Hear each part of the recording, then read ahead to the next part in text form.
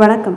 இந்த பதிவில் பல்லி சத்தமிட்டால் அதற்கு என்ன பலன் என்பதை தெரிந்து கொள்வோம். வீடியோக்குள்ளே போகிறதுக்கு முன்னாடி எங்கள் சேனலை இப்போ தான் நீங்கள் ஃபஸ்ட் டைம் பார்க்குறீங்கன்னா சப்ஸ்கிரைப் பட்டனை கிளிக் பண்ணிக்கோங்க. கூடவே அந்த பெல் பட்டனையும் கிளிக் பண்ணிக்கோங்க. அப்போ தான் நான் போகிற ஃபியூச்சர் வீடியோஸ் உங்களுக்கு எப்பயுமே நோட்டிஃபிகேஷனாக வரும். பொதுவாக பார்த்தீங்கன்னா வீடுகளில் பல்லியானது அதிகமாக இருக்கும். அப்படி இருக்கக்கூடிய அந்த பல்லிகள் கதவு, ஜன்னல் போன்ற ஓரங்களில் இருந்து எப்போ நம்ம மேலே விழும் என நம்மளை பயமுறுத்தி கொண்டு இருக்கும்.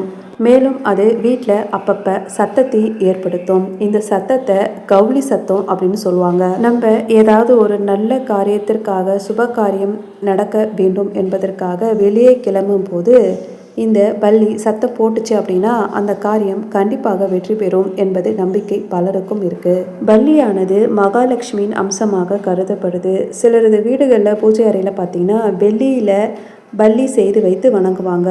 ஸ்ரீரங்கம் ரங்கநாதர் ஆலயத்தில் தங்க பல்லி இருப்பதை பலரும் பார்த்திருக்கலாம். இதே போல் காஞ்சிபுரத்தில் இருக்கும் ஒரு பெருமாள் கோயிலில் தங்க பல்லி இருக்குது. இதனை தொட்டு தரிசனம் செய்துவிட்டு வந்தால் நமக்கு உள்ள தோஷங்கள் அனைத்தும் விலகிவிடும் என்பது ஐதீகமாகும்.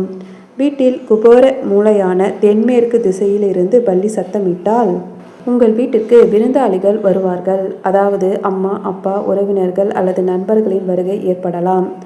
நன்மை ஏற்பட வாய்ப்புகள் உண்டு என்பது அர்த்தமாகும்.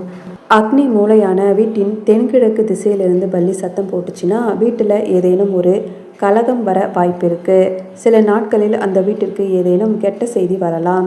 கிழக்கு திசையிலிருந்து பல்லி சத்தம் இடுவது ராகு கிரகத்தின் தன்மை. வீட்டின் கிழக்கு திசையிலிருந்து பல்லி சத்தம் இட்டால் நல்லது அல்ல.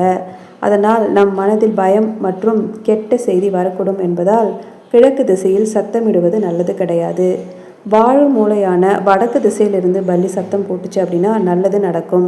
உங்கள் வீட்டுக்கு சுப செய்திகளானது தேடி வரும். இது போன்ற தகவலை பெற எங்கள் சேனலுக்கு லைக் பண்ணுங்கள், ஷேர் பண்ணுங்கள், கமெண்ட் பண்ணுங்கள், மறக்காமல் சப்ஸ்கிரைப் பண்ணுங்கள். தேங்க்யூ ஃபார் வாட்சிங்.